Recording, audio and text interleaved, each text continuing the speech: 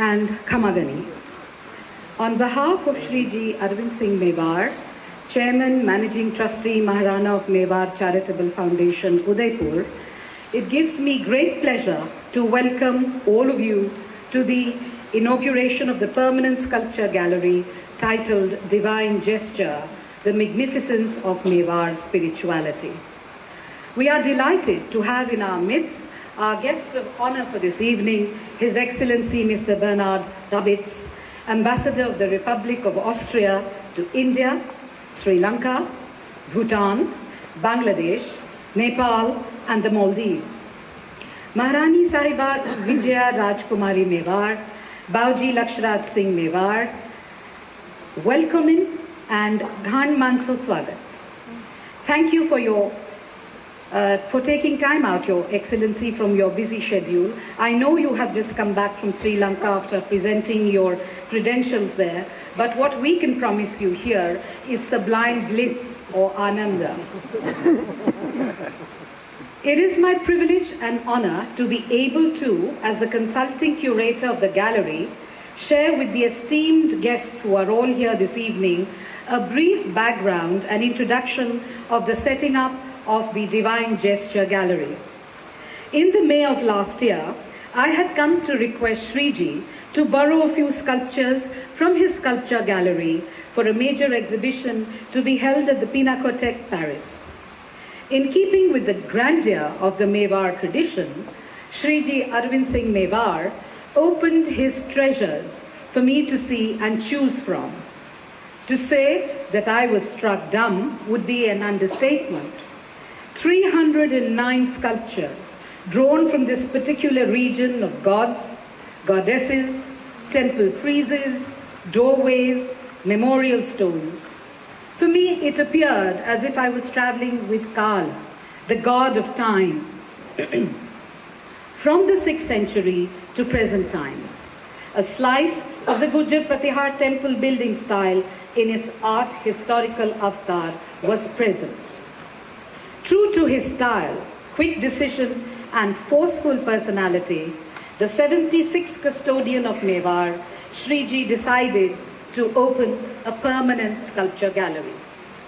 No expense was spared, no effort was too little, and no detail was to be ignored. That was the brief I was given.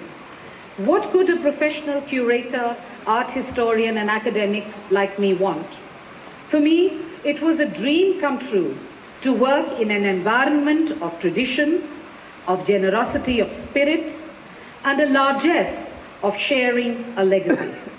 Thank you so much, Shriji, for putting the wind under the wings of my team and I, and for making available to the people of the state and for the thousands of visitors from all over the world to experience the wonder of Mewar spirituality.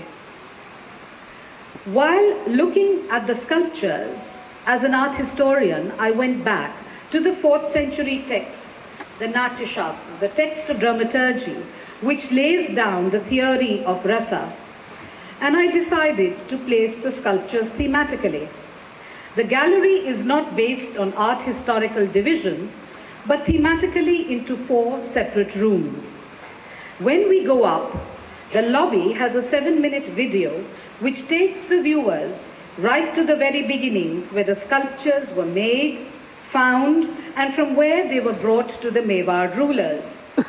The film ends with vignettes from the living temple of Sri Eknath Ji, the presiding deity of Mewar, where similar sculptures, which are in the gallery, and when you go to the temple site, you will see them on the temple walls.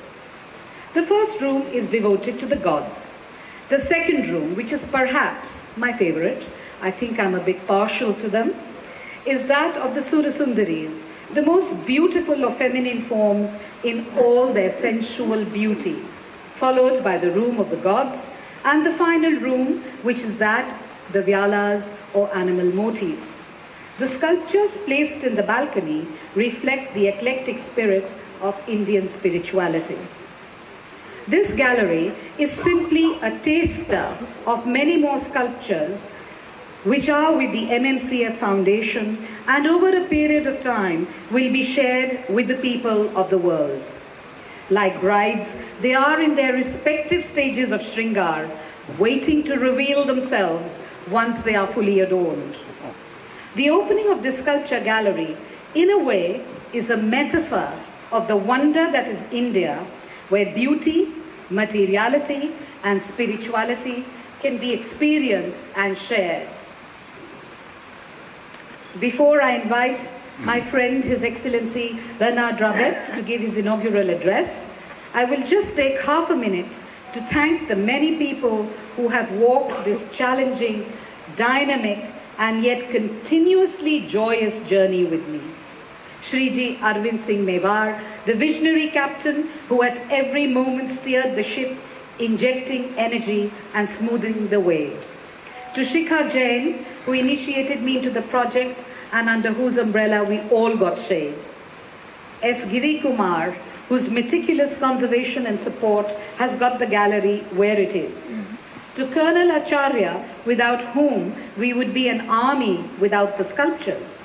To Bhupendra Singh Awaji, Mayank Gupta, Utesh Dungarwal of MMCF. To Shriya Sarda for the graphics. To Frank Abbott and Mandakini Devi for bringing alive the archaeological site of Nagda, Shri Eklingnath Ji Temple and the sculptures through the video. Hasmukh Seth and Prashant Lohar. To Julia Truyo, my French intern and assistant who has stood like a pillar of strength at all times. And all of you here, thank you very much for being here and sharing this glorious moment. We are all very happy to share this with you. Thank you very much.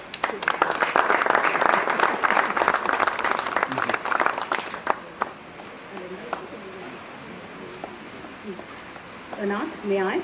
And before you give your speech, I'd like you to open the brochure which we have and to show to the people a little bit.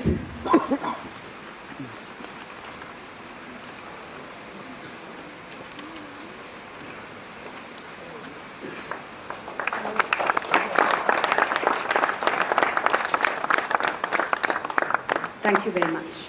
And may we now, we are waiting with bated breath to hear from you, from your land, which is also known for its beautiful museums and sculptures. And I also had a pleasure of working with your museum, the DSL Museum, and not to miss the Belvedere with all the Klimts and wonderful paintings and sculptures that you have. And thank you once again from all of us here for taking this time out. We really appreciate that. Thank you.